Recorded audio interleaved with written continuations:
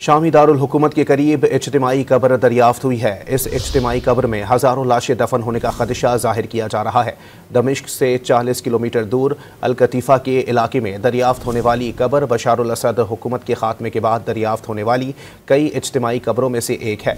शाम की emergency task force के सरबराह ने बताया कि 2013 से अब तक 1 लाख से ज्यादा लोग हैं जिन्हें तशद्दुद करके इन इज्तिमाई कब्रों में दफन किया गया है। शामी दारुल हुकूमत के करीब इज्तिमाई कब्र दरियाफ्त हुई है। इस इज्तिमाई कब्र में हज़ारों लाशें दफन होने का खदशा जाहिर किया जा रहा है।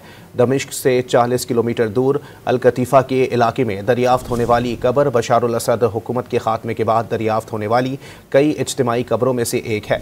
शाम की एमरजेंसी टास्क फोर्स के सरबराह ने बताया कि 2013 से अब तक 1 लाख से ज्यादा लोग हैं जिन्हें तशद्दुद करके इन इज्तिमाई कब्रों में दफन किया गया है।